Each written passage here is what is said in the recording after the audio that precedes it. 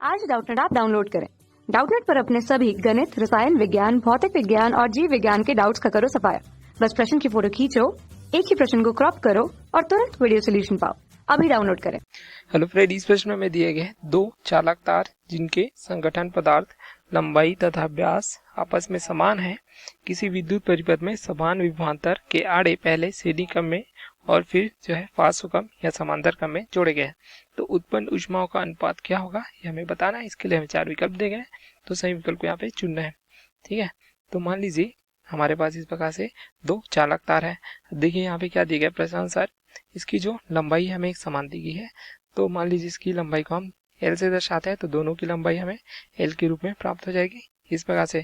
ठीक है, अब यहाँ पे दिए गए इसके व्यास समान है, तो व्यास समान होंगे तो इसके क्षेत्रफल भी जो समान होंगे, अर्थात अनुप्रस्थ काट का क्षेत्रफल दोनों के लिए हमें इसे प्रदर्शित करते हैं।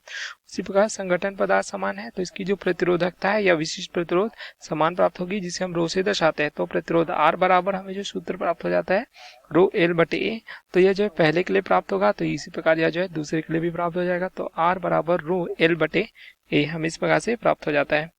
अब यहाँ पे देखिए, जब प्रतिरोध का मान दोनों के लिए प्राप्त हो जाता है इस प्रकार से समान रूप से, ठीक है, तो दोनों के प्रतिरोध समान है, तो इसे हम किस प्रकार से जो प्रश्नानुसार देखे पहले जो है श्रेणी क्रम में तथा समांतर क्रम में जोड़ते हैं।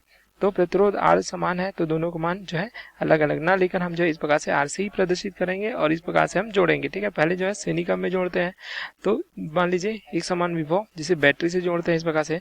ठीक है, तो यहाँ से प्राप्त हो जाता है इस प्रकार से श्रेणी तथा समांतर क्रम के लिए।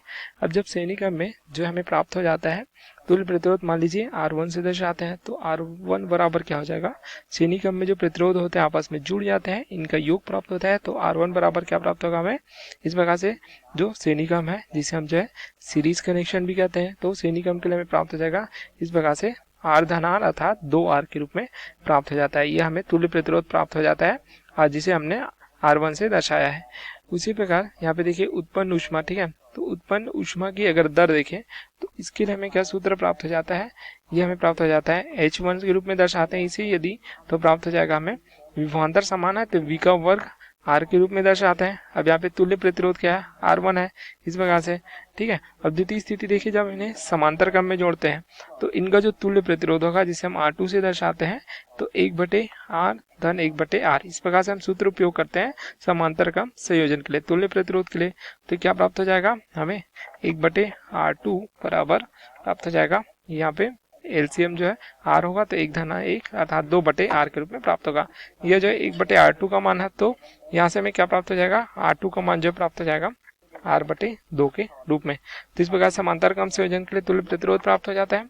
अब यहाँ पे उत्पन्न ऊष्मा की दर H2 है यदि, तो V का वर्ग बटे हमें ये प्राप्त हो जाएगा R2 के रूप में, जो प्रथम स्थिति में हमने R1 के रूप में प्रदर्शित किया है। अब यहाँ पे दोनों उत्पन्न ऊष्मा का दर है, इसका अनुपात पूछा गया, तो अर्थात H1 बटे H2 हमें क्या प्राप्त हो जाएगा इस प्रकार से V का वर्ग बटे R1 बटे V का वर्ग बटे R2। यहाँ पे H1 तथा H2 का मान हमने रखा है, तो V आपस में कट जाएंगे तो R2 बटे R1। अब यहाँ पे मान रख देंगे तो ये क्या प्राप्त हो जाएगा हमें इस प्रकार से देख सकते हैं, ये प्राप्त हो जाएगा R/2। यहाँ पे हमें R2 का मान प्राप्त हुआ था, उसी प्रकार 2R हमें R1 का मान प्राप्त हुआ था, तो R आपस में कट जाएंगे तो H1 बटे H2 का मान हमें क्या प्राप्त हो जाएगा 1/4 के रूप में प्राप्त हो जाता है। तो यही हमें इस प्रश्न में पूछा गया था, उत्पन्न ऊष्माओं का अनुपात क्या होगा। ठीक है, यहाँ पे विभव समान है इसलिए हमने विभव लिया था, तो हमें इस प्रकार से अनुपात जो है प्राप्त हो जाता है H1 अनुपात H2 अर्थात उत्पन्न ऊष्माओं का अनुपात 1:4 के रूप में प्राप्त हो जाता है।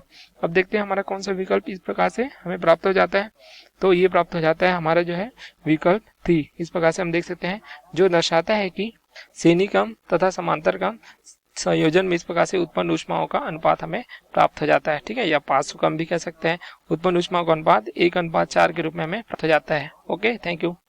कक्षा 6 से 12वीं से लेकर नीट, IIT, JEE वो एडवांस के लेवल तक 1 करोड़ से ज्यादा छात्रों का भरोसा। आज ही डाउनलोड करें डाउटनेट ऐप या व्हाट्सएप करें अपने सारे डाउट्स 8400 400 400 पर।